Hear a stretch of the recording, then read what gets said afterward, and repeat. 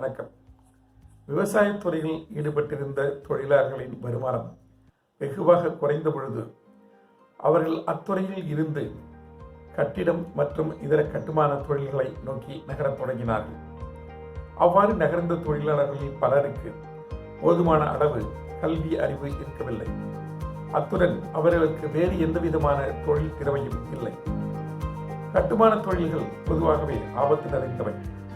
இவ்வாறு நகர்ந்த தொழிலாளர்கள் தாங்கள் எந்த விதமான பணியில் ஈடுபடப் போகிறோம், அதில் உள்ள ஆபத்துக்கள் என்ன என்பது கூட தெரியாமல் அத்தொழிலில் ஈடுபட்டார்கள். இதன் காரணமாக பலர் பலவிதமான பாதிப்புகளுக்கு உள்ளானார்கள். சொந்த மாநிலங்களிலிருந்து வேறு பகுதிகளுக்கு சென்ற தொழிலாளர்கள் அந்த சூழ்நிலை, அந்த தட்ப வெப்பநிலைக்கு இடம் கொடுக்க முடியாமல் நோய்வாய்ப்பட தொடங்கினார். பலருக்கு உணவு, உடை, இருப்பிடம் போன்ற அடிப்படை வசதிகள் கூட இல்லாமல் இருந்தது.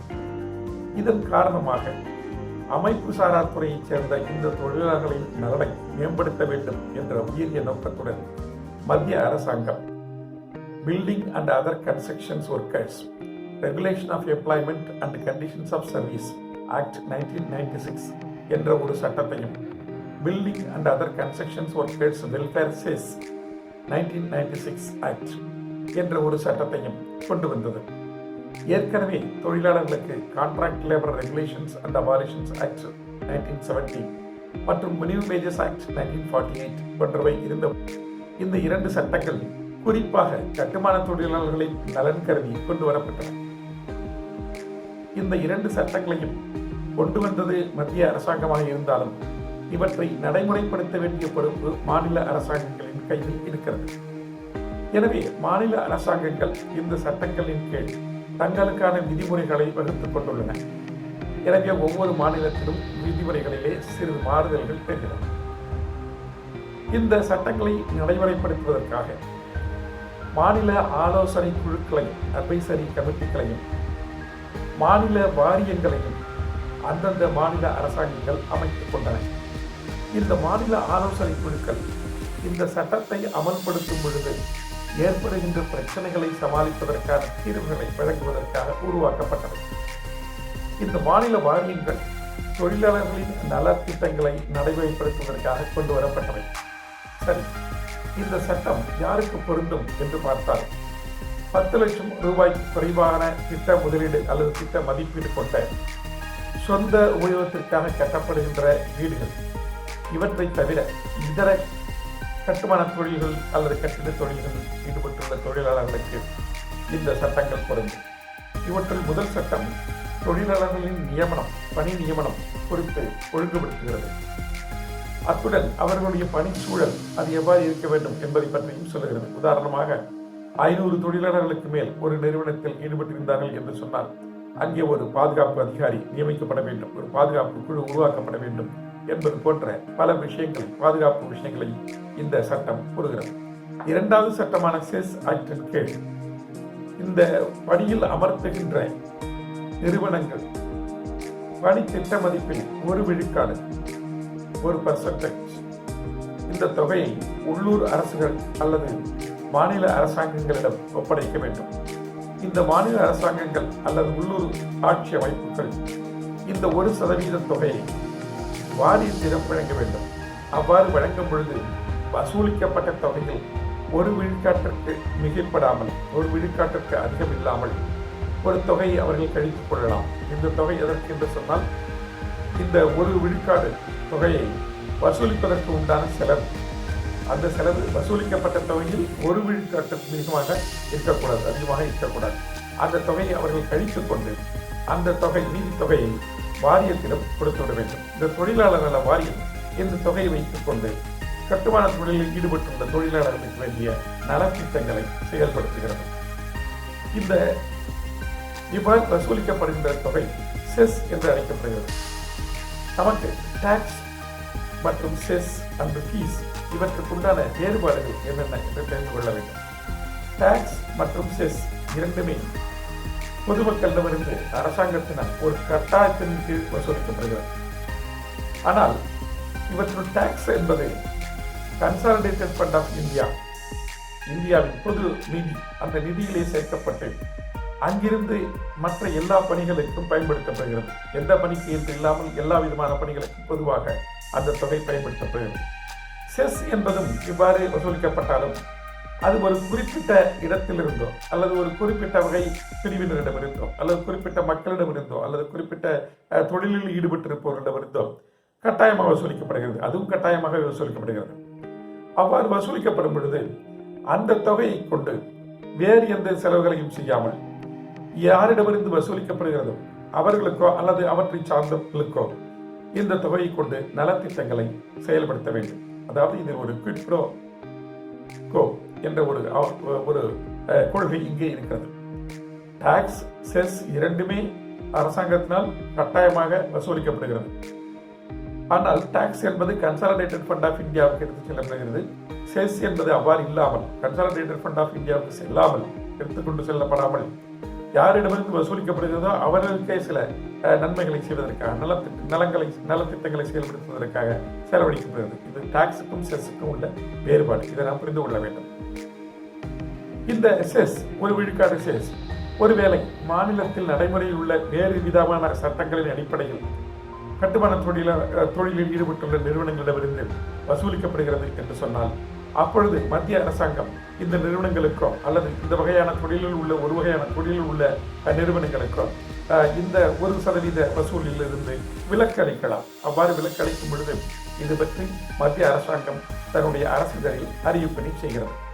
ஸோ இது போன்ற பலவிதமான நலத்திட்டங்களை இந்த மாநில அரசாங்கம் அமைத்துள்ள வாரியங்கள் கட்டுமான தொழில்களுக்காக நிறைவேற்றி தருகின்றன.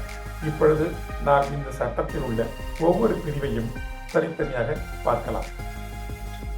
The Building and Other Construction Workers Regulation of Employment and Conditions of Service Act 1996.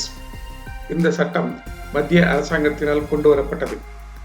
கட்டிடம் மற்றும் இதர கட்டுமான பணிகளில் ஈடுபட்டுள்ள தொழிலாளர்களுடைய நலன்களை பாதுகாப்பதற்காக இந்த சட்டத்தை மத்திய அரசு கொண்டு வந்தது. இந்த சட்டத்தில் 11 அத்தியாயங்களும் 64 பிரிவுகளும் இருக்கின்றன. 64 செக்ஷன்ஸ் இந்த சட்டத்தில் இருக்கின்றன. இதனுடைய நோக்கம் என்ன என்று கேட்டால், அமைப்பு சாரா தொழிலாளர்கள் என்று கூறப்படுகின்ற இந்த கட்டிடம் மற்றும் இதர கட்டுமான பணிகளில் ஈடுபட்டுள்ள தொழிலாளர்களுடைய வேலை வாய்ப்பு மற்றும் அவர்களுடைய சேவை நிபந்தனைகள், கண்டிஷன்ஸ் ஆஃப் சர்வீஸ், இவற்றை ஒழுங்குபடுத்த வேண்டும். அது ஒரு முக்கியமான நோக்கம். அடுத்து அவர்களுடைய பாதுகாப்பு, பணியிடத்தில் அவர்களுடைய பாதுகாப்பு, அவர்களுடைய ஆரோக்கியம் ஆகியவற்றை பேணுதல், இதற்கான சட்ட முறைகளை உருவாக்குதல். இதனுடன் தொடர்புடைய இதர விஷயங்கள் பற்றியும் இந்த சட்டத்திலே விரிவாக சொல்லப்பட்டிருக்கிறது. இந்த சட்டம் இந்திய குடியரசின் 47ஆம் ஆண்டில் பாராளுமன்றத்தினால் இயற்றப்பட்டது. இதனுடைய முதல் சாப்டரில், முதல் அத்தியாயத்தில் பிரிவு 1 கீழ் கூறப்பட்டுள்ள விஷயங்களை நாம் பார்ப்போம். இந்த சட்டம், இந்த எப்பொழுதுமே பிரிவு 1 இந்த சட்டத்தினுடைய பெயர் என்ன என்று சொல்வார்கள். அதுக்கு பிறகு இந்த சட்டம் building and other construction workers regulation of employment and conditions of service act 1996 என்று அழைக்கப்படுகிறது. இந்த சட்டத்தினுடைய வரம்பு என்ன, இது எந்த எல்லை வரை செயல்படும் என்று கேட்டால், இது இந்தியா முழுமைக்கும் இந்த சட்டம் பொருந்தும். எந்த விதமான நிறுவனங்களுக்கு இந்த சட்டம் பொருந்தும்? ஒரு நிறுவனத்தில் 10 ஊழியர்கள் பணிபுரிந்து கொண்டிருக்கிறார்கள், அல்லது கடந்த 12 மாதங்களில் 10 அல்லது அதற்கு மேற்பட்ட ஊழியர்கள் இந்த நிறுவனத்திலே பணியில் அமர்த்தப்பட்டிருந்தார்கள் என்று சொன்னால், அந்த நிறுவனத்திற்கு இந்த சட்டம் பொருந்தும். இந்த தொழிலாளர்களினுடைய எண்ணிக்கையை கணக்கிடும் பொழுது ஒரு நிறுவனத்தில் வெவ்வேறு ஷிப்டுகள் இருந்தால் அந்த ஷிப்டில் உள்ள எல்லா ஊழியர்களையும் கணக்கில் எடுத்துக்கொள்ள வேண்டும். உதாரணமாக, ஒரு நிறுவனத்தில் A மற்றும் B என்ற 2 ஷிப்டுகள் இருக்கின்றன, வேலை ஷிப்டுகள். இந்த 2 ஷிப்டுகளிலும் ஒன்றில் 5 ஊழியர்களும் இன்னொன்றில் 6 ஊழியர்களும் இருக்கிறார்கள் என்று சொன்னால், இரண்டையும் சேர்த்து மொத்தம் 11 ஊழியர்கள் இருக்கிறார்கள். எனவே இந்த சட்டம் அந்த நிறுவனத்திற்கு பொருந்தும். இந்த நிறுவனத்தினுடைய நேரடி பார்வையினால் அல்லது நேரடியாக இந்த நிறுவனத்தினால் அந்த ஊழியர்கள் நியமிக்கப்பட்டிருக்கலாம், அல்லது ஒப்பந்தக்காரர்களுடைய ஊழியர்களாக கூட அவர்கள் இருக்கலாம். அவர்களையும் இதெல்லாம் கணக்கில் சேர்த்துக் கொள்ள வேண்டும். உதாரணமாக, ஒரு நிறுவனத்தில் 5 ஊழியர்கள் நேரடியாக அந்த நிறுவனத்தினால் நியமிக்கப்பட்டிருக்கிறார்கள். மேலும் ஒரு 10 ஊழியர்கள் ஒப்பந்தக்காரர் ஒருவரால் நியமிக்கப்பட்டிருக்கிறார்கள் என்று சொன்னால் அந்த 5 மற்றும் 10 ஊழியர்களை மொத்தம் கூட்டி 15 ஊழியர்கள் என்று கணக்கில் எடுத்துக் கொள்ள வேண்டும். அவ்வாறு எடுத்துக்கொள்கின்ற பட்சத்தில் இந்த நிறுவனமும் அந்த சட்டத்தின் கீழ் வருகிறது. அடுத்து எல்லா சட்டங்களிலுமே பிரிவு 2 அந்த சட்டத்தில் பயன்படுத்தப்படுகின்ற சொற்களை பற்றிய வரையறைகளை கொடுத்திருப்பார்கள். இது நமக்கு தெரிந்த விஷயம்தான். அதை போலவே இந்த சட்டத்திலும் செக்ஷன் 2 பிரிவு 2 இந்த சட்டத்தில் பயன்படுத்தப்படுகின்ற சொற்களை வரையறை செய்து வைத்திருக்கிறார்கள்.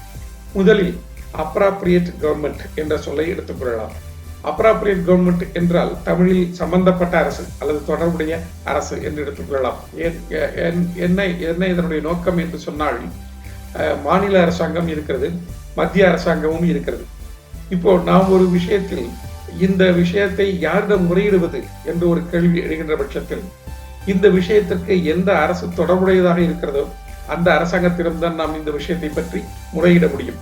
மாநில அரசாங்கம் தான் இதனுடைய தொடர்புடைய அரசாங்கம் என்று சொன்னால் மாநில அரசாங்கத்திடம் நாம் முறையிடலாம். அதற்காகத்தான் அப்ராப்ரியேட் கவர்மெண்ட் என்றால் என்ன என்று சொல்லப்பட்டிருக்கிறது.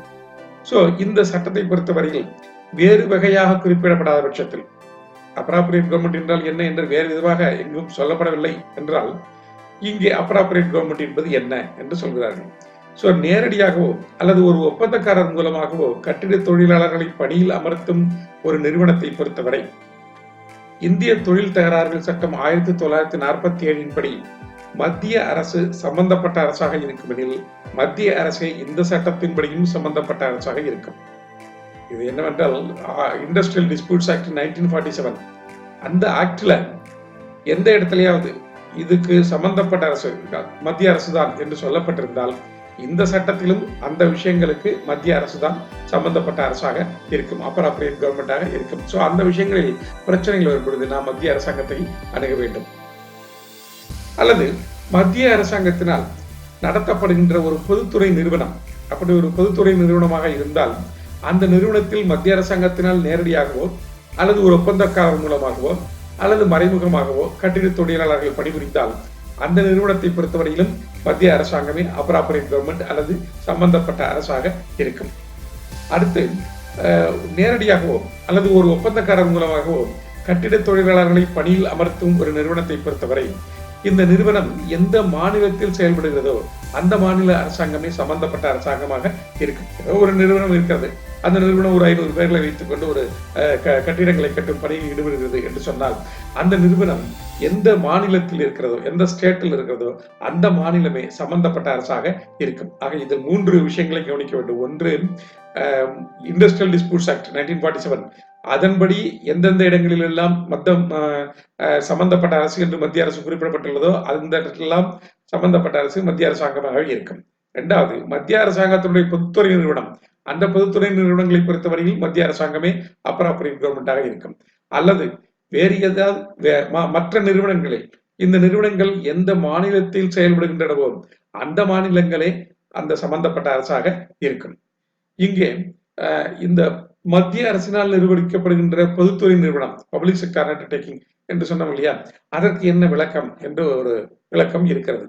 அதாவது மத்திய அரசாங்கம் அல்லது மாநில அரசாங்கம் அல்லது உள்ளூர் அரசாங்கங்கள், ரீஜனல் கவர்மெண்ட்ஸ், இவற்றின் கீழ் அல்லது இவற்றினால் இயற்றப்பட்ட சட்டத்தின்படி உருவாக்கப்பட்டுள்ள நிறுவனங்கள் அல்லது இந்திய அரசாங்க நிறுவனங்கள் சட்டம், இந்தியன் கம்பெனிஸ் ஆக்ட், அந்த சட்டத்தின் கீழ் அமைக்கப்பட்டுள்ள அரசாங்க நிறுவனம் மத்திய அரசுக்கு முழுமையாக உடைமையான மத்திய அரசாங்கத்தினால் முற்றிலும் கட்டுப்படுத்தப்பட்டு நிர்வகிக்கப்படுகின்ற ஒரு நிறுவனம். அதை நாம் இந்தியன் கவர்மெண்ட் கம்பெனி என்று சொல்கிறோம். கவர்மெண்ட் கம்பெனி அரசாங்க நிறுவனம், அந்த அரசாங்க நிறுவனமாக இருந்தால் அந்த அரசாங்க நிறுவனம். சோ இது எல்லாம் நாம் பொதுத்துறை நிறுவனம் என்று சொல்லுகின்றோம். சோ இந்த பொதுத்துறை நிறுவனங்களை பொறுத்தவரையில் அங்குள்ள தொழிலாளர்களுக்கு அல்லது யார் அங்கே சம்பந்தப்பட்ட அரசாங்கம் என்று சொன்னால் அது மத்திய அரசாங்கம் ஆகிறது.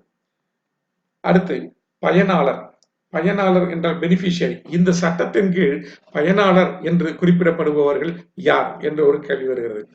இந்த சட்டத்தின் பிரிவு 12 கீழ் கட்டுமான தொழிலாளர்கள் இந்த சட்டத்தின் கீழ் பதிவு செய்து கொள்ள வேண்டும்.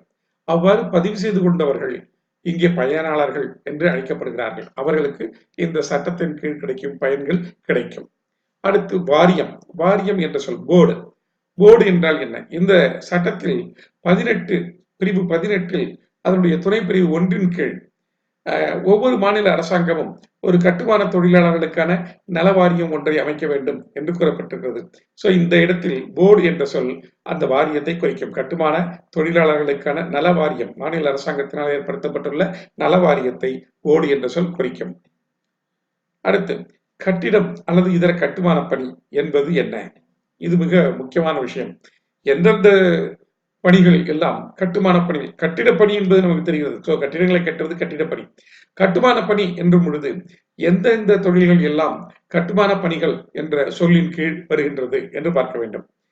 சோ கட்டிடங்களை கட்டுதல், தெருக்கள் அல்லது சாலைகளை அமைத்தல், ரயில் பாதைகள், ரயில்வே டிராக்ஸ் போடுறது, டிராம் பாதைகள், விமான தளங்கள், நீர்ப்பாசனம், கழிவுநீர் திட்டங்கள், அணைகளை கட்டுதல், நீர்வழி போக்குவரத்து, வெள்ள கட்டுப்பாட்டு பணிகள், புயல்மழை மற்றும் கழிவுநீர் திட்டங்கள் உள்பட, மின்சார உற்பத்தி, மின்சாரத்தை ஒரு இடத்திலிருந்து இன்னொரு இடத்திற்கு கொண்டு செல்லுதல், அவ்வாறு கொண்டு செல்லப்பட்ட மின்சாரத்தை வீடுகள் அல்லது பிற உபயோகர்களுக்கு, பயன்பாட்டாளர்களுக்கான அல்லது நுகர்வோர்களுக்கு விநியோகம் செய்தல், தண்ணீர் திட்டங்கள், அதாவது தண்ணீரை விநியோகிக்கும் பாதைகளை அமைத்தல், எண்ணெய் மற்றும் எரிவாயு திட்டங்கள், மின் கம்பி தடங்கள், கம்பி இல்லா தந்தி, வானொலி, தொலைக்காட்சி, தொலைபேசி, தந்தி மற்றும் வெளிநாட்டு தகவல் தொடர்பு முறைகள், அணைக்கட்டுகள், வாய்க்கால்கள், நீர்த்தேக்கங்கள், நீர் போக்குவரத்து பாதைகள், டன்னல்கள், பாலங்கள், பள்ளத்தாக்குகளில் கட்டப்படும் சாலைகள் மற்றும் தண்ணீர் கால்வாய்கள், குழாய் பாதைகள், கோபுரங்கள், குளிர்விக்கும் கோபுரங்கள், அதாவது கூலிங் டவர்ஸ் என்று சொல்வார்கள், அந்த குளிர்விக்கும் கோபுரங்கள், மின் கோபுரங்கள் ஆகியவற்றை கட்டுதல். இவற்றை கட்டுதல் மட்டுமில்லாமல் இவற்றை மாற்றி அமைத்தல். சில நேரங்களில் அவற்றில் சில மாற்றங்களை செய்கிறார்கள். அவ்வாறு மாற்றி அமைக்கும் பணிகள் அல்லது பழுது நீக்குதல், அங்கே ஏற்பட்டிருக்கின்ற பழுதுகளை நீக்கி அவற்றை சரி செய்தல், பராமரித்தல், மெயின்டெனன்ஸ் ஒர்க்ஸ், அல்லது அவற்றை இடித்து தரைமட்டமாக்குதல் அல்லது இவற்றுடன் தொடர்புடைய ஏனைய பணிகள் மற்றும் இவை எல்லாம் கட்டுமான பணிகள் என்று குறிப்பிடப்பட்டுள்ளன. இது மட்டும் இல்லாமல் மாநில அரசாங்கத்தினால் அல்லது சம்பந்தப்பட்ட அரசாங்கத்தினால் அரசிதழ் அறிவிப்பின் மூலம் குறிப்பிடப்படும் இதர பணிகள் எல்லாமே இந்த கட்டுமான பணி என்ற சொல்லுக்கு கீழ் வரும். சோ அப்போ எந்தெந்த தொழில்களில் ஈடுபட்டுள்ளவர்களுக்கு இந்த சட்டம் பொருந்தும் என்பதை இப்பொழுது நாம் தெளிவாக தெரிந்து கொண்டு விடலாம். ஆனால் இந்திய தொழிற்சாலைகள் சட்டம் 1948, இந்தியன் ஃபேக்டரிஸ் ஆக்ட் 1948 அல்லது இந்தியன் மைன்ஸ் ஆக்ட், சுரங்கங்கள் சட்டம் 1952, அந்த இரண்டும் தனித்தனி சட்டங்கள் இருக்கின்றன. அதனால அந்த தொழில்களில் ஈடுபட்டிருப்பவர்களுக்கு இந்த சட்டம் பொருந்தாது. அது ஏன்னா அதுக்குன்னு தனியாக ஒரு சட்டம் இருக்கும் பொழுது அங்கே இந்த சட்டம் பொருந்தாது. அடுத்து,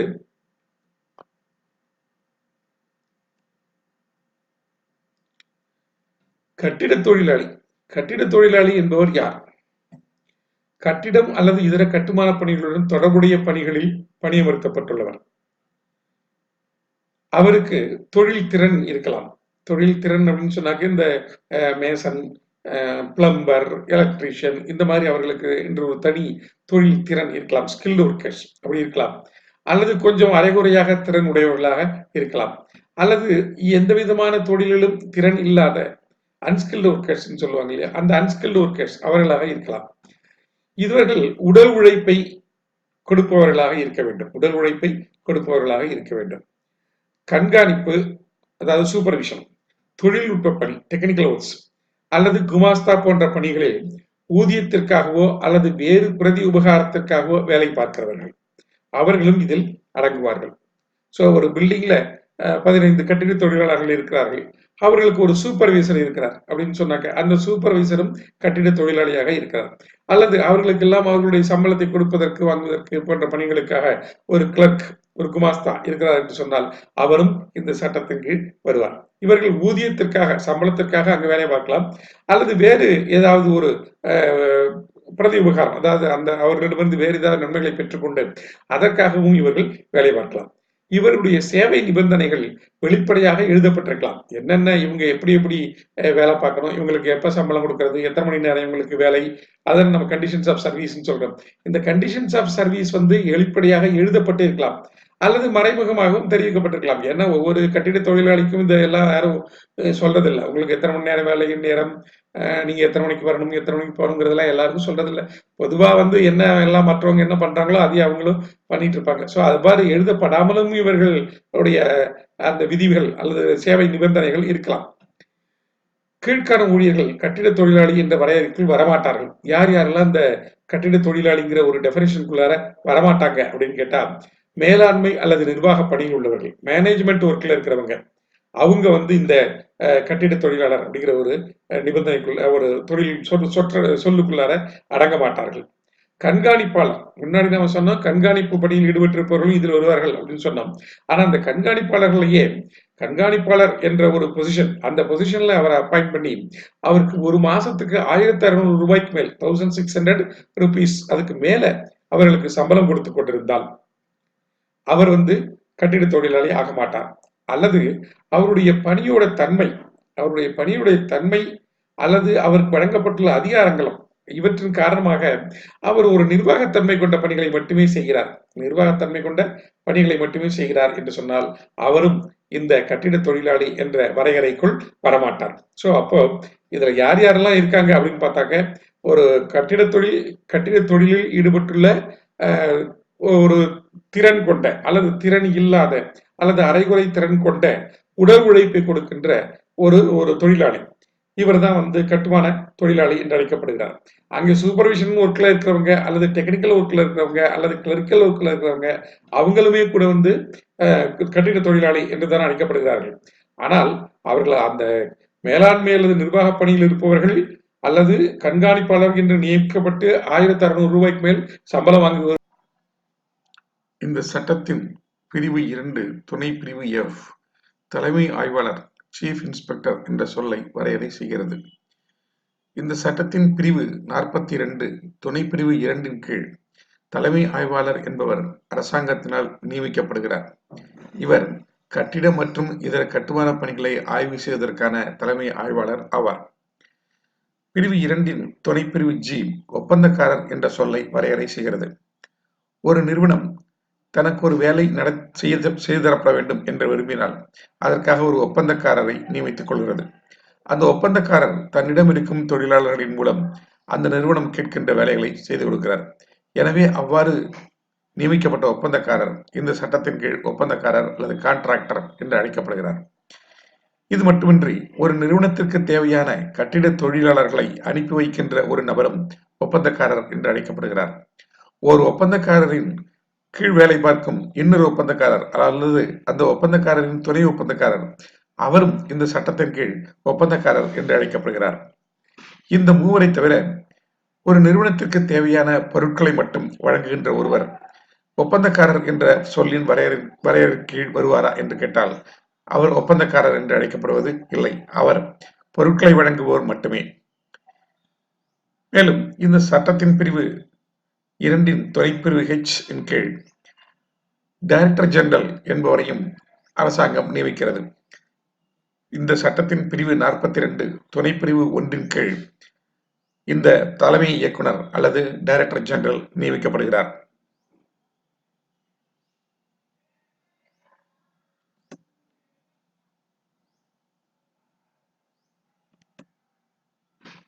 அடுத்து எம்ப்ளாயர் என்ற சொல் எவ்வாறு வரையறை செய்யப்பட்டிருக்கிறது என்பதை காணலாம். எம்ப்ளாயர் என்றால் பணி வழங்குபவர் அல்லது பணியில் அமர்த்துபவர், தொழிலாளர்களை பணியில் அமர்த்துபவர் என்று சொல்லலாம். இதில் 4 விதமான நபர்கள் பற்றி பேசப்படுகிறது. முதலில் ஒரு நிறுவனம் தன்னுடைய பணிக்காக கட்டுமான தொழிலாளர்களை பணியில் அமர்த்திக் கொள்கிறது என்று சொன்னால் அந்த நிறுவனத்தின் உரிமையாளர் தான் பணி வழங்குபவர் அல்லது எம்ப்ளாயர் என்று அழைக்கப்படுகிறார்.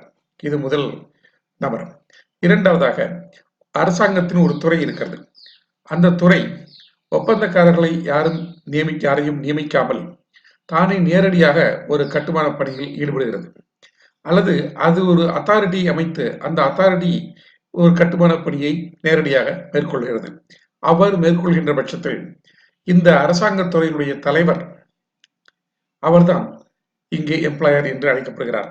அல்லது இந்த அதிகார அமைப்பு அத்தாரிட்டி இருக்கிறது அல்லவா, அந்த அதிகார அமைப்பினுடைய தலைவர், அவர் அத்தாரிட்டியினுடைய தலைவர், அவர் இங்கே பணி வழங்குபவர் என்று அழைக்கப்படுகிறார். ஸோ இது 2. மூன்றாவதாக உள்ளூர் ஆட்சி அமைப்புகள், லோக்கல் கவர்மெண்ட்ஸ் இருக்கு. இந்த லோக்கல் கவர்மெண்ட்ஸ் அல்லது அதனுடைய அதிகாரம் பெற்ற ஒரு நிறுவனம், அதுவும் ஒப்பந்தக்காரர்கள் யாரும் இல்லாமல் தானாகவே நேரடியாக ஒரு கட்டுமான பணியை மேற்கொள்ளுகிறது என்று சொன்னால் அந்த உள்ளூர் ஆட்சி அமைப்பு அல்லது அதன் அதிகாரம் பெற்ற நிறுவனத்தின் தலைமை. அடுத்து நிறுவனம் என்ற சொல், எஸ்டாப்ளிஷ்மெண்ட் என்று எதை நாம் சொல்கிறோம். அரசாங்கம் அல்லது ஒரு நிறுவனம், கம்பெனி அல்லது ஒரு கூட்டமைப்பு அல்லது ஒரு தனிநபர் அல்லது தனிநபர்களின் கூட்டமைப்பு அல்லது சில நபர்கள் ஒன்றாக சேர்ந்து செய்கின்ற ஒரு சங்கம், இவற்றுக்கு சொந்தமான அல்லது அவற்றின் கட்டுப்பாட்டின் கீழ் இயங்குகின்ற கட்டிடம் அல்லது வேறு கட்டுமான பணிகளில் கட்டிட தொழில்களை பணியில் அமர்த்துகின்ற அமைப்பு, இந்த அமைப்பிற்கு எஸ்டாப்ளிஷ்மெண்ட் என்ற பெயர். ஒரு ஒப்பந்தக்காரர் ஒரு சொந்தமான ஒரு அமைப்பு வைத்திருந்தால், அதன் மூலம் கட்டுமான பணிகளை மேற்கொண்டிருந்தார் என்று சொன்னாலும் அந்த ஒப்பந்தக்காரருக்கு சொந்தமான அமைப்பும் எஸ்டாப்ளிஷ்மெண்ட் என்று வழங்கப்படுகிறது.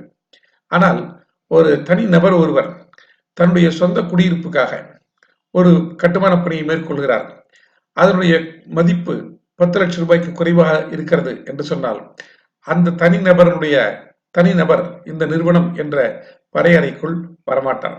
ஆக நிறுவனம் என்பது அரசாங்கம் அல்லது ஒரு நிறுவனம் அல்லது ஒரு கூட்டமைப்பு அல்லது ஒரு தனிநபர் அல்லது தனிநபர்களின் கூட்டமைப்பு அல்லது நபர்களின் சங்கம், இவற்றினால் நடத்தப்படுகின்ற ஒரு நிறுவனமாக இருக்க வேண்டும். அப்படி இருந்தால்தான் அதை நாம் எஸ்டாப்ளிஷ்மெண்ட் என்று அழைக்க முடியும். அடுத்து நிதி என்ற சொல். இந்த நிதி ஒரு வாரியத்தின் கட்டுப்பாட்டின் கீழ் இருக்கின்றது. இந்த சட்டத்தின் பிரிவு 24 துணை பிரிவு 1 கீழ் இந்த வாரியம் உருவாக்கப்பட்டு அதில் உள்ள இந்த நல நிதியை, அதில் கையாளப்படுகின்ற அந்த நிதியை, நாம் தொழிலாளர்களுக்கான நல நிதியை நிதி என்று நாம் சொல்கிறோம் அல்லது ஃபண்ட் என்று இந்த சட்டம் குறிப்பிடுகிறது. நோட்டிபிகேஷன் என்று சொன்னால் அரசிதழில் வெளியிடப்பட்டுள்ள அறிவிப்பை குறிக்கிறது. பிரெஸ்கிரைப்டு என்ற சொல்லுக்கு மத்திய அல்லது மாநில அரசினால் உருவாக்கப்பட்டுள்ள விதிமுறைகளின் கீழ் பரிந்துரைக்கப்பட்ட என்ற அர்த்தம். ஊதியம் என்ற சொல்லுக்கு என்ன வரையறை என்று பார்த்தால், பேமெண்ட் ஆஃப் வேஜஸ் ஆக்ட் 1936 அல்லது ஊதியம் வழங்குதல் சட்டம் 1936 பிரிவு 2 துணை பிரிவு 6, இதன் கீழ் ஊதியம் என்ற சொல் வரையறுக்கப்பட்டுள்ளது. அந்த பொருளைத்தான் இந்த சட்டத்திற்கும் நாம் எடுத்துக்கொள்ள வேண்டும். ஆக வேஜஸ் என்பது ஊதியம் வழங்குதல் சட்டம் 1936 வரையறை செய்யப்பட்டுள்ளதை குறிக்கும். இது போக ஏதாவது ஒரு பகுதியில் நடைமுறையில் இல்லாத ஒரு சட்டத்தை பற்றி இந்த சட்டத்தில் குறிப்பிடப்பட்டிருந்தால் அந்த பகுதியில் நடைமுறையில் இருக்கின்ற இதே போன்ற வேறொரு சட்டத்தை குறிப்பதாக நாம் எடுத்துக்கொள்ள வேண்டும். அதாவது இங்கே இந்த சட்டத்தில் ஒரு சட்டத்தை பற்றி குறிப்பிடப்பட்டிருக்கிறது, அந்த சட்டம் ஒரு மாநிலத்தில் நடைமுறையில் இல்லை என்று வைத்துக் கொள்வோம். அவ்வாறு இல்லாத பட்சத்தில் அதே போன்ற வேறொரு சட்டம் அங்கு நடைமுறையில் இருக்கும் என்றால் அந்த சட்டத்தை குறிப்பதாக நாம் எடுத்துக்கொள்ளலாம். அடுத்து அத்தியாயம் 2, advisory committee and expert committees, அதாவது ஆலோசனை குழுக்கள். மத்திய அரசாங்கம் ஒரு ஆலோசனை குழுவை அமைக்கிறது. இந்த ஆலோசனை குழு எதற்கு என்று சொன்னால், இந்த சட்டத்தை அமல்படுத்தும் பொழுது ஏதாவது பிரச்சனைகள் எழும் என்று சொன்னால் அந்த பிரச்சனைகளுக்கான ஆலோசனை, அவற்றை தீர்ப்பதற்கான ஆலோசனை வழங்குவதற்காக இந்த அட்வைசரி கமிட்டி உருவாக்கப்படுகிறது. இது மத்திய ஆலோசனை குழு என்று அழைக்கப்படுகிறது. இந்த சட்டத்தில் இனி இது மத்திய ஆலோசனை குழு என்று அழைக்கப்படுகிறது. இந்த மத்திய ஆலோசனை குழு எவ்வாறு உருவாக்கப்படுகிறது என்று கேட்டால், இக்குழுவில் ஒரு தலைவர் இருக்கிறார். இந்த தலைவரை மத்திய அரசாங்கம் நியமிக்கிறது, சேர்பர்சன். இந்த சேர்பர்சனை மத்திய அரசாங்கம் நியமிக்கிறது. பிறகு மக்களவையால் தேர்ந்தெடுக்கப்பட்ட 2 பாராளுமன்ற உறுப்பினர்கள், மெம்பர் ஆஃப் பார்லிமெண்ட்ஸ், லோக்சபாவில் இருந்து 2 பாராளுமன்ற உறுப்பினர்கள், அப்புறம் ராஜ்யசபாவில் இருந்து 1 பாராளுமன்ற உறுப்பினர், ஆக மொத்தம் 3 பாராளுமன்ற உறுப்பினர்கள் இதில் உறுப்பினர்களாக இருப்பார்கள். இவர்களுடன் ஒரு தலைமை இயக்குனர் அல்லது டைரக்டர் ஜெனரல் என்பவர் ஒருவர் நியமிக்கப்படுகிறார். இது போக 9க்கு அதிகமாக ஆனால் 13க்கு குறைந்த உறுப்பினர்கள் நியமிக்கப்படுகிறார்கள். இவர்களையும் மத்திய அரசாங்கம் நியமிக்கிறது. இவர்கள் யார் என்று சொன்னால், இந்த கட்டிடம் மற்றும் கட்டுமான பணியில் ஈடுபட்டுள்ள தொழிலாளர்களை பணியில் அமர்த்திக் கொள்ளுகின்ற எம்ப்ளாயர்ஸ், பணி வழங்குபவர்கள், பணியில் அமர்த்துபவர்கள் அவர்கள், கட்டிட தொழிலாளர்கள், கட்டிட கலைஞர்களின் சங்கங்கள், பொறியாளர்கள் என்ஜினியர்ஸ், விபத்து காப்பீட்டு நிறுவனங்கள், இன்னும் வேறு எந்தெந்த துறையை சார்ந்தவர்கள் எல்லாம் இந்த குழுவில் உறுப்பினர்களாக இருந்தால் நல்லது என்று மத்திய அரசு கருதுகிறதோ அவர்களிலிருந்து சில பேர் ஆகிய இவர்கள் எல்லாரும் இந்த குழுவிலே இடம்பெறுகிறார்கள். இவர்களுடைய எண்ணிக்கை 9க்கு குறையாமல் இருக்கும், ஆனால் 13க்கு அதிகமாக இருக்காது. இவர்களை மத்திய அரசு நியமிக்கிறது. அடுத்து, இந்த துணைப்பிரிவு 2D குறிப்பிடப்பட்டுள்ள வகைகளிலிருந்து எத்தனை பேரை நியமனம் செய்வது, அவர்களுடைய பணிக்காலம், அவர்களுடைய சேவை நிபந்தனைகள், அவர்கள் தங்கள் கடமைகளை ஆற்றும் பொழுது கடைபிடிக்க வேண்டிய செயல்முறைகள், இந்த குழுவில் ஒருவேளை ஏதாவது காலி இடங்கள் வேக்கன்சிஸ் ஏற்பட்டால் அதனை எப்படி நிரப்புவது போன்ற விஷயங்கள் மத்திய அரசாங்கத்தினால் பரிந்துரைக்கப்பட்டபடி நடைமுறைப்படுத்தப்படும். இந்த கட்டிட தொழிலாளர்கள் எனும் வகையிலிருந்து நியமிக்கப்படும் உறுப்பினர்களின் எண்ணிக்கை பணி வழங்குபவர்கள் என்ற வகையில் சாராரிலிருந்து நியமிக்கப்படுகின்ற உறுப்பினர்களின் எண்ணிக்கையை விட குறைவாக இருக்கக்கூடாது. அதாவது கட்டிட தொழிலாளர்களிலிருந்து நியமிக்கப்படுகின்ற உறுப்பினர்களின் எண்ணிக்கை பணி வழங்குபவர்களுடைய எண்ணிக்கையை விட எப்பொழுதும் அதிகமாக இருக்க வேண்டும். மத்திய ஆலோசனை குழுவில் உறுப்பினராக நியமிக்கப்பட்டுள்ள ஒருவர் பாராளுமன்றத்தின் அவைகளில் உறுப்பினராக தேர்ந்தெடுக்கப்படுவதற்கோ அல்லது அவ்வாறு பணியில் நீடிப்பதற்கோ எந்த விதமான தடையும் இல்லை. இந்த குழுவில் உறுப்பினராக இருக்கின்ற ஒரு பாராளுமன்ற உறுப்பினர் தொடர்ந்து பாராளுமன்ற உறுப்பினராக இருக்கலாம். அதே போல் இந்த குழுவில் இருக்கின்ற ஒரு உறுப்பினர் பாராளுமன்றத்திற்கு தேர்ந்தெடுக்கப்படலாம். அதற்கும் இதற்கும் எந்த தொடர்பும் இல்லை. அதற்கு இது தடையாக இருக்காது. மத்திய அரசு மத்திய ஆலோசனை குழுவினை நியமித்ததைப் போலவே மாநில அரசாங்கங்களும் ஒரு மாநில ஆலோசனை குழுவை நியமிக்கின்றன. இவை ஸ்டேட் அட்வைசரி கமிட்டி என்று அழைக்கப்படுகிறது. இந்த சட்டத்தை அமல்படுத்தும் பொழுது ஏற்படுகின்ற பிரச்சனைகளை தீர்த்து வைப்பதற்கு தேவையான ஆலோசனைகளை இந்த குழுவினர் வழங்குவார்கள். மாநில அரசுக்கு இந்த குழுவினரை வழங்குவார்கள். மத்திய ஆலோசனை குழுவினர் மத்திய அரசாங்கத்திற்கு ஆலோசனை வழங்குகிறார்கள். மாநில ஆலோசனை குழு மாநில அரசாங்கத்திற்கு ஆலோசனைகளை வழங்குகிறது. மாநில அரசாங்கத்தினால் அமைக்கப்பட்டுள்ள மாநில ஆலோசனை குழுவினுடைய அமைப்பு எவ்வாறு இருக்கும்? இதனுடைய தலைவர் அல்லது சேர்பர்சன் மாநில அரசாங்கத்தினால் நியமிக்கப்படுகிறார்.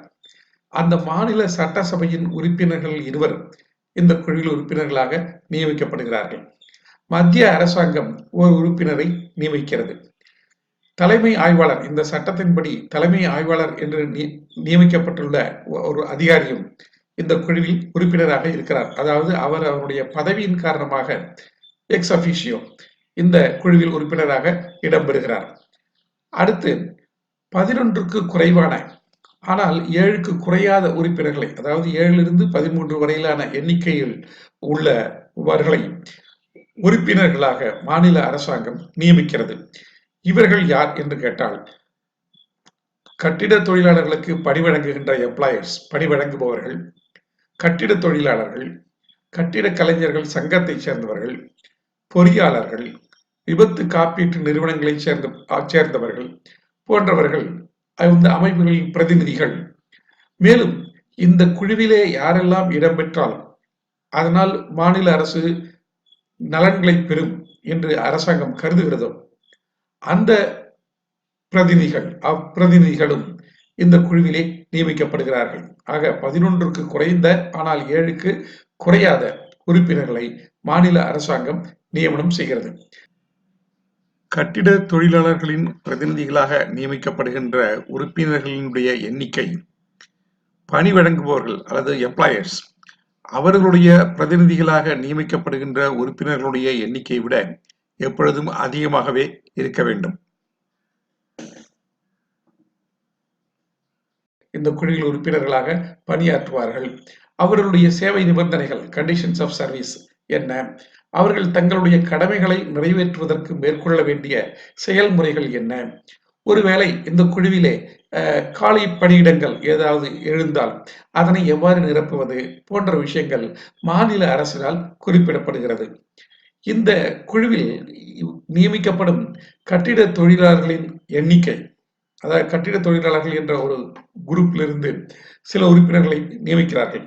அந்த உறுப்பினர்களுடைய எண்ணிக்கை வேலை வழங்குபவர்கள் அல்லது எம்ப்ளாயர்ஸ் அவர்களுடைய எண்ணிக்கையை விட குறைவாக இருக்கக்கூடாது. கட்டிட தொழிலாளர்களின் எண்ணிக்கை எப்பொழுதும் எம்ப்ளாயர்ஸ் உடைய ரெப்ரசன்டேட்டிவ்ஸ் உடைய எண்ணிக்கையை விட அதிகமாகவே இருக்க வேண்டும். அடுத்து எக்ஸ்பர்ட் கமிட்டிஸ் அல்லது வல்லுநர் குழுக்கள் இது பிரிவு 5 கீழ் உருவாக்கப்படுகிறது. இந்த சட்டத்தின் கீழ் உருவாக்கப்பட வேண்டிய விதிமுறைகள், ரூல்ஸ் இருக்கு இல்லையா, இந்த ரூல்ஸ் எல்லாம் உருவாக்குவதற்கு தேவையான ஆலோசனைகளை வழங்க வேண்டும். அதற்காக கட்டிடம் மற்றும் இதர கட்டுமான தொழிலில் திறன் படைத்த வல்லுநர்களை கொண்டு இந்த குழுக்களை மாநில அரசு அமைத்துக் கொள்கிறது. இத்தகைய குழுக்களில் கூட்டங்களில் பங்கு பெறும் வல்லுநர்களுக்கு கட்டணம் மற்றும் இதர படிகளை அரசு வழங்கலாம். ஆனால் இந்த வல்லுநர் யாராவது ஒருவர் அரசு பணியில் இருந்தால் என்று சொன்னார், அல்லது இந்த நடைமுறையில் இருக்கின்ற வேற ஏதோ ஒரு சட்டத்தின் கீழ் உருவாக்கப்பட்டுள்ள ஒரு நிறுவனத்தில் அவர் பணிபுரிகிறார் என்று சொன்னால் அவருக்கு இத்தகைய கட்டணங்கள் மற்றும் படிகளை அரசாங்கம் வழங்க வேண்டியது இல்லை. ஏனென்று சொன்னால் அவர் முன்பே ஒரு அரசு அதிகாரி இருந்து அங்கே ஊதியம் பெற்றுக் கொள்கிறார் என்பதால் இந்த குழுவில் நடைபெறும் கூட்டங்களில் கலந்து கொள்வதற்காக அவருக்கு கட்டணமோ அல்லது படியோ வழங்க வேண்டிய அவசியம் இல்லை. இது வல்லுநர் குழுக்கள் எனப்படுகிறது. அடுத்தது அத்தியாயம் 3, ரெஜிஸ்ட்ரேஷன் ஆஃப் எஸ்டாப்ளிஷ்மெண்ட்ஸ். இந்த தொழிலாளர்களுக்கு பணியை வழங்குகின்ற இந்த நிறுவனங்கள் தங்களை பதிவு செய்து கொள்ள வேண்டும். இது பற்றி பிரிவு 6 விளக்கமாக கூறுகிறது. இந்த நிறுவனங்கள் தங்களை பதிவு செய்து கொள்வதற்காக அரசாங்கம் பதிவு செய்யும் அதிகாரிகளை நியமிக்கிறது. பதிவு செய்யும் அதிகாரிகள் அல்லது ரெஜிஸ்டரிங் ஆபீசர்ஸ். இந்த ரெஜிஸ்டரிங் ஆபீசர்ஸை மாநில அரசாங்கம் நியமிக்கிறது. இது பொருத்தமான ஒரு அறிவிப்பை அரசிதழில் வெளியிட்டு இதனை நிறைவேற்றுகிறது. தகுதி உள்ளவர்கள் என்று தான் நினைக்கும் அரசிதழ் பதிவு பெற்ற அதிகாரிகளை இந்த சட்டத்தின் நோக்கங்களுக்காக பதிவு செய்யும் அதிகாரிகளாக நியமிக்கிறது. பதிவு செய்யும் அதிகாரியாக நியமிக்கப்பட்டுள்ள ஒருவர் இந்த சட்டத்தின் கீழ் தமக்கு வழங்கப்பட்டுள்ள அதிகாரங்களை பயன்படுத்தக்கூடிய எல்லைகளையும் அரசாங்கம் வரையறுத்து கொடுக்கிறது. ஒரு நிறுவனத்தை எவ்வாறு பதிவு செய்வது என்பது குறித்து பிரிவு 7 விளக்கமாக கூறுகிறது. இந்த சட்டம், அதாவது இந்த building and other construction workers சட்டம் எப்பொழுது அமலுக்கு வந்ததோ அதற்கு முன்பே ஒரு நிறுவனம் செயல்பட்டுக் கொண்டிருக்கிறது என்று சொன்னால் இந்த சட்டம் அமலுக்கு வந்த நாளில் இருந்து 60 நாட்களுக்குள் பதிவு செய்யும் அதிகாரியிடம் விண்ணப்பித்துக் கொள்ள வேண்டும். இந்த நிறுவனம் தன்னை பதிவு செய்து கொள்வதற்காக பதிவு செய்யும் அதிகாரியிடம் விண்ணப்பித்துக் கொள்ள வேண்டும். இந்த சட்டம் அமலுக்கு வந்த பிறகு, அதாவது இந்த சட்டம் நடைமுறையில் இருக்கும் பொழுது ஒரு நிறுவனம் இந்த சட்டத்தினுடைய விதிமுறைகளை கீழே வருகிறது என்று சொன்னால் அவ்வாறு வந்த நாளில் இருந்து 60 நாட்களுக்குள் பதிவு செய்யும் அதிகாரியிடம் பதிவு செய்து கொள்வதற்காக விண்ணப்பித்துக் கொள்ள வேண்டும். ஒருவேளை அவ்வாறு இந்த நிறுவனத்தினால் விண்ணப்பித்துக் கொள்ள முடியாமல் போய்விட்டது என்றால் அதற்கு தகுந்த காரணம் இருக்கிறது என்று பதிவு செய்யும் அதிகாரி நம்புகின்ற பட்சத்தில் இந்த குறிப்பிட்ட காலம் கடந்த பிறகும் கூட அந்த நிறுவனம் தன்னை பதிவு செய்து கொள்வதற்கு விண்ணப்பிப்பதற்கு அந்த அதிகாரி அனுமதிக்கலாம். துணைப்பிரிவு 1 கீழ் செய்யப்படும் விண்ணப்பங்கள் குறிப்பிட்ட படிவத்தில் தான் இருக்க வேண்டும். அத்துடன் அதில் கேட்கப்படுகின்ற விவரங்கள் அனைத்தையும் அந்த நிறுவனம் அளிக்க வேண்டும். விண்ணப்பத்துடன் குறிப்பிட்ட கட்டணத்தையும் செலுத்த வேண்டும். இந்த துணைப்பிரிவு 1 கீழ் நியமிக்கப்பட்டுள்ள பதிவு செய்யும் அதிகாரி அந்த நிறுவனத்தினுடைய விண்ணப்பத்தை பெற்றுக்கொண்டு அதனை பதிவு செய்து அதற்கான ஒரு சான்றிதழையும் வழங்குகிறார். இந்த சான்றிதழும் ஒரு குறிப்பிட்ட வடிவத்தில் இருக்கிறது. இந்த குறிப்பிட்ட வடிவத்தில் ஒரு குறிப்பிட்ட காலத்திற்குள் விதிக்கப்பட்ட நிபந்தனைகளுடன் இந்த சான்றிதழ் வழங்கப்படுகிறது. சில நிபந்தனைகளுடன் இந்த சான்றிதழ் வழங்கப்படுகிறது. இது குறிப்பிட்ட காலத்திற்குள் வழங்கப்பட வேண்டும். அடுத்து, ஒரு நிறுவனத்தை பதிவு செய்த பின் அந்த நிறுவனத்தின் உரிமையாளர் அல்லது நிர்வாகம், அதாவது மேனேஜ்மெண்ட் அல்லது வேறு ஏதாவது விவரங்களில் மாற்றங்கள் நிகழ்ந்தது என்று சொன்னால் இந்த மாற்றங்கள் நிகழ்ந்த 30 நாட்களுக்குள் சம்பந்தப்பட்ட பதிவு அதிகாரியிடம் இந்த நிறுவனம் தெரிவிக்க வேண்டும். அதற்கும் ஒரு குறிப்பிட்ட படிவம் இருக்கிறது. அந்த படிவத்தில் தான் இதற்கான விண்ணப்பத்தை அளிக்க வேண்டும். அடுத்து பிரிவு 8, இது ரிவோகேஷன் ஆஃப் ரெஜிஸ்ட்ரேஷன். அதாவது ஒரு நிறுவனத்தை நாம் பதிவு செய்யும் அதிகாரியிடம் சென்று பதிவு செய்து கொண்ட பிறகு அந்த பதிவு சான்றிதழை அந்த அதிகாரி விலக்கிக் கொள்ளலாம். பதிவு செய்யும் அதிகாரி விலக்கிக் கொள்ளலாம். எவ்வாறு, எந்தெந்த நேரங்களில் அவர் அவ்வாறு விலக்கிக் கொள்ளலாம் என்பதை பார்த்தால், ஒரு தவறான தகவலை தந்து அல்லது ஒரு உண்மைகளை மறைத்து இந்த நிறுவனம் இந்த சான்றிதழை பெற்றிருக்கிறது என்று அவர் கருதுகிறார் என்று சொன்னால், அப்பொழுது இந்த பதிவு சான்றிதழை அவர் விலக்கிக் கொள்ளலாம். அதேபோல் இந்த நிறுவனம் செய்து வருகின்ற பணிகளிலே இந்த சட்டத்தின் பிரிவுகளை கடைபிடிப்பது இல்லை என்று அந்த அதிகாரி கருதினால், அப்பொழுது இந்த சான்றிதழை விலக்கிக் கொள்ளலாம். அல்லது இந்த பதிவு பயனற்றதாக ஆகிவிட்டது அல்லது இதனுடைய செயல்தன்மை இழந்து விட்டது என்று அவர் நினைத்தால், அப்பொழுதும் இதனை அவர் விலக்கிக் கொள்ளலாம். ஆனால் இவ்வாறு விலக்கிக் கொள்வதற்கு முன்பு தங்களுடைய தரப்பு கருத்துக்களை சொல்வதற்கான வாய்ப்பினை அந்த நிறுவனத்திற்கு அந்த அதிகாரி அளிக்க வேண்டும். அதாவது அவர்களை கேட்ட பிறகுதான், அவருடைய தரப்பு நியாயத்தை கேட்ட பிறகுதான் இந்த சான்றிதழை அந்த அதிகாரி விலக்கிக் கொள்ள முடியும்.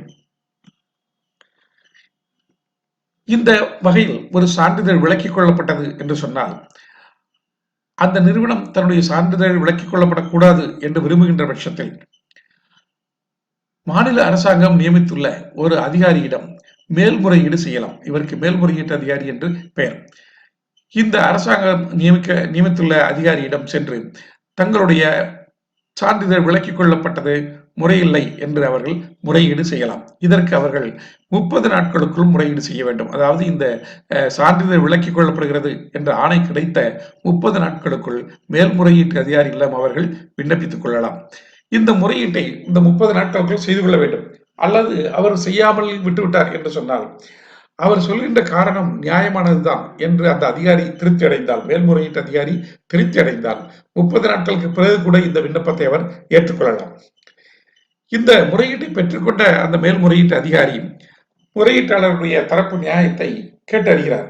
அவர்களை விசாரணை செய்த பிறகு முன்பு பிறப்பிக்கப்பட்ட ஆணையை உறுதி செய்கிறார். விலக்கிக் கொள்ளப்பட்டது சரிதான் என்று உறுதி செய்கிறார். அல்லது அந்த ஆணையில் சில திருத்தங்களை செய்து மீண்டும் வழங்குகிறார். அல்லது இந்த ஆணை பிறப்பிக்கப்பட்டது சரியல்ல, இதனை நாங்கள் விலக்கிக் கொள்கிறோம் என்று அவர் விலக்கிக் கொள்ளவும் செய்யலாம். ஆக இந்த சான்றிதழ் விலக்கிக் கொள்ளப்பட்டது என்ற ஆணையை ரத்து செய்து விடலாம், அல்லது அதிலிருந்து திருத்தங்களை மேற்கொள்ளலாம், அல்லது இது சரிதான் என்று கூறி மேல்முறையீட்டு மனுவை தள்ளுபடியும் செய்து விடலாம்.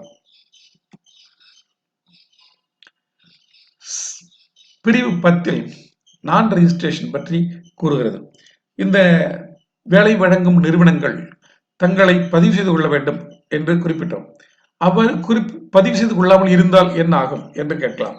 இந்த சட்டத்தின் பிரிவு 7 கீழ் பதிவு செய்யப்பட வேண்டிய நிறுவனம் அவ்வாறு பதிவு செய்து கொள்ளவில்லை என்று சொன்னாலோ, அல்லது பிரிவு 8 கீழ் ஒரு பதிவு சான்றிதழ் விலக்கிக் கொள்ளப்படுகிறது, அவ்வாறு விலக்கிக் கொள்ளப்பட்டு அவர்கள் மேல்முறையீடு எதுவும் செய்யவில்லை என்றாலும், குறிப்பிட்ட காலத்திற்குள், அதாவது 30 நாட்களுக்குள் மேல்முறையீடு எதுவும் செய்து கொள்ளவில்லை என்றாலும், அல்லது அவ்வாறு முறையீடு செய்யப்பட்டு அது தள்ளுபடி செய்யப்பட்டுவிட்டது என்றாலோ, பிரிவு 7 துணைப்பிரிவு 1 A மற்றும் B ஆகியவற்றுள் குறிப்பிடப்பட்டுள்ள கால அளவுக்கு பிறகு கட்டிட தொழிலாளர்கள் எவரையும் இந்த நிறுவனம் தன்னுடைய பணிகளிலே நியமிக்க கூடாது.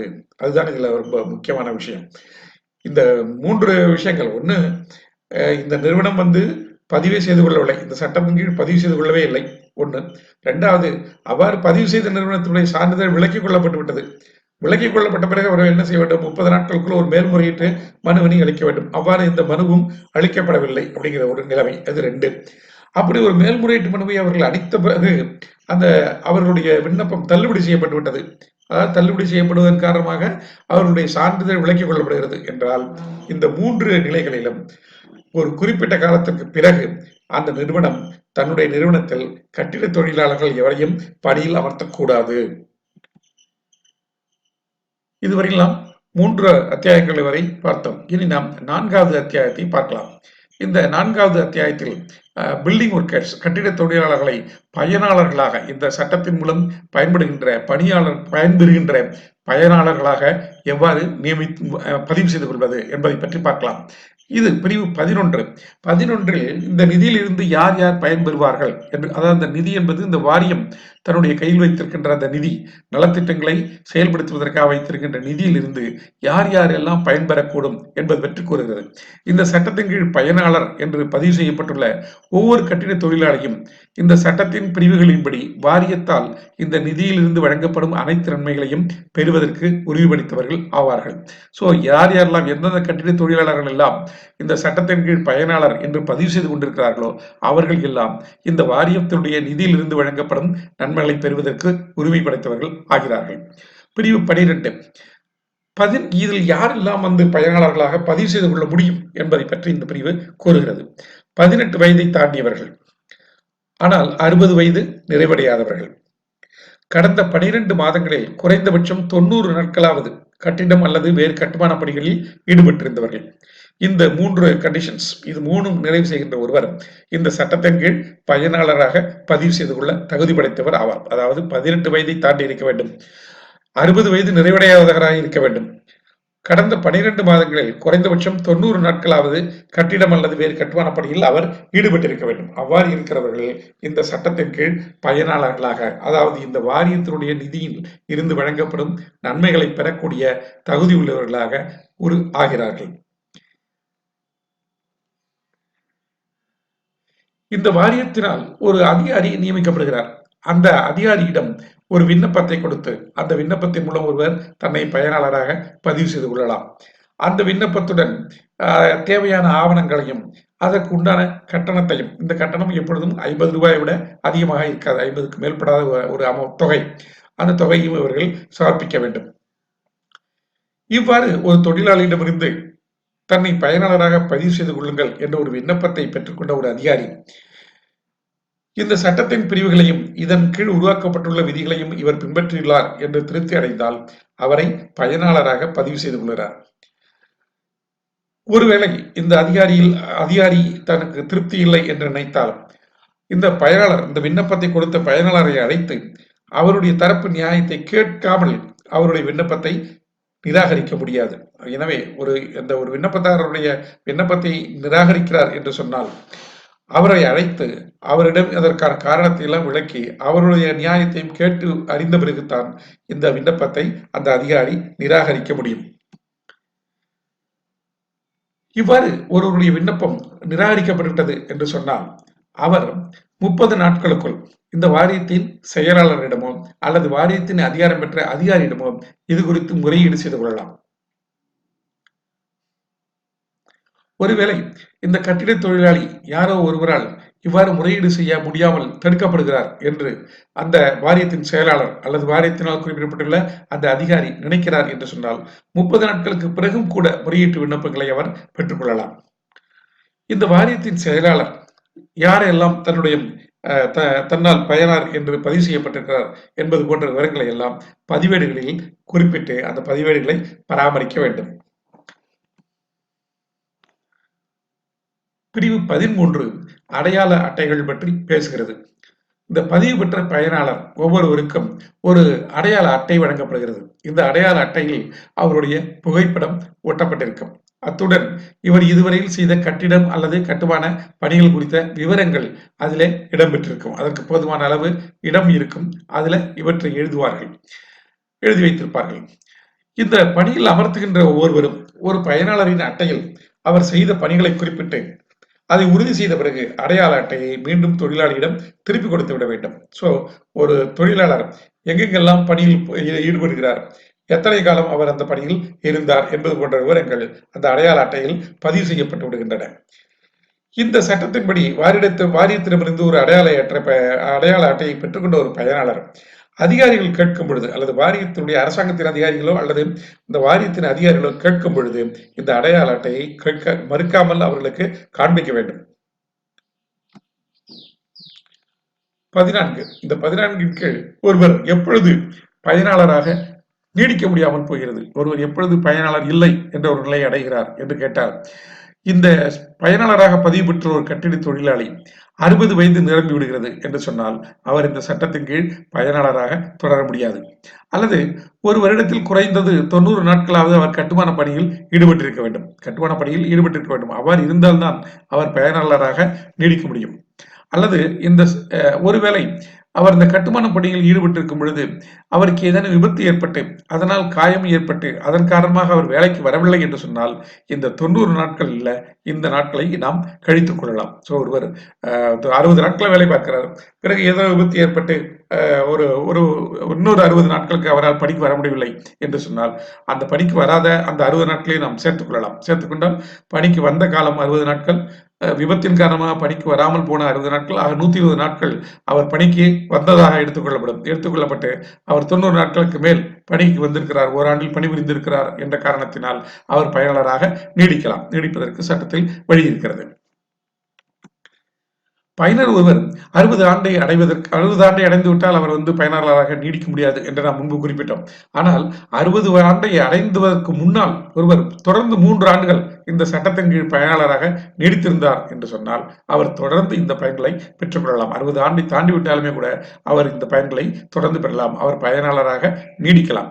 இந்த துணைப்பிரிவின் கீழ் ஒருவர் ஒரு வாரியத்தின் கீழ் பயனர் என்று கணக்கிட அவர் இந்த வாரியத்தில் பயனர் என்று பதிவு செய்வதற்கு முன்பாக வேறு வாரியத்தில் எங்காவது பயனர் என்று பதிவு செய்திருந்தால் அந்த காலத்தையும் நாம் கணக்கில் எடுத்துக் கொள்ளலாம். பிரிவு 15 ரெஜிஸ்டர் ஆஃப் பெனிஃபிஷியரிஸ், பயனாளிகளின் பதிவேடு.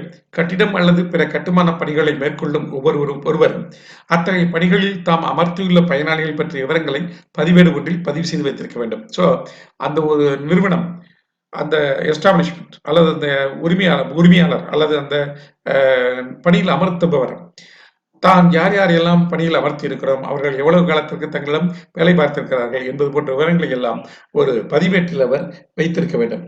இந்த பதிவேட்டை வாரியத்தின் செயலாளரோ அல்லது அவருடைய அதிகாரம் பெற்று ஒருவரோ கேட்கும் பொழுது இவர் கொடுத்து அவர் ஆய்வு செய்வதற்கு உதவி செய்ய வேண்டும்.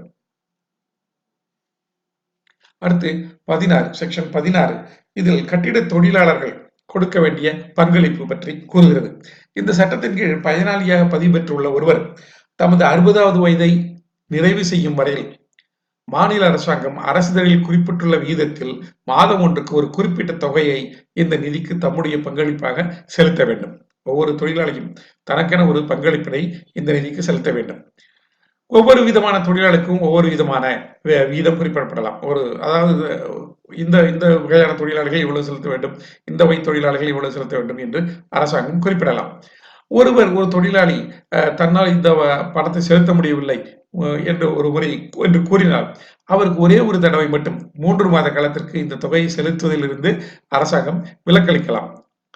பயனாளர் விரும்பினால் இந்த தொகையை அவருடைய ஊதியத்தில் இருந்து பிடித்தம் செய்து 15 நாட்களுக்குள் வாரியத்துக்குள் செலுத்தி விடுமாறு தமக்கு பணி வழங்குபவரை கேட்டுக்கொள்ளலாம். நான் இதை தனியாக கட்ட முடியாது, எனவே என்னுடைய சம்பளத்தில் இருந்தே இந்த தொகையை நீங்கள் செலுத்தி விடுங்கள் என்று அவர் கேட்டுக்கொள்ளலாம். அவ்வாறு அந்த பணியை வழங்குபவர் அவரிடமிருந்து அவருடைய ஊதியத்திலிருந்து இந்த தொகையை பிடித்தம் செய்து 15 நாட்களுக்குள் வாரியத்திற்கு செலுத்திவிட வேண்டும். அடுத்து பங்களிப்பை செலுத்தாததன் விளைவு ஒரு 17 செக்ஷன் 17 இந்த பயனாளர் ஒருவர் ஓராண்டு காலத்திற்கு தனது பங்களிப்பை செலுத்தாமல் இருந்தால் அவர் பயனாளர் என்ற தகுதியை இழந்து விடுகிறார். தொழிலாளர் ஒருவர் இவ்வாறு பங்களிப்பை செலுத்தாமல் போனதற்கு தகுந்த காரணம் இருக்கிறது என்று வாரியத்தின் செயலாளர் நினைத்தால் தாம் செலுத்த வேண்டிய நிலுவைத் தொகை முழுவதையும் செலுத்துவதற்கு அவர் தயாராக இருந்தால் நிலுவைத் தொகையை செலுத்த அவரை அனுமதிக்கலாம்.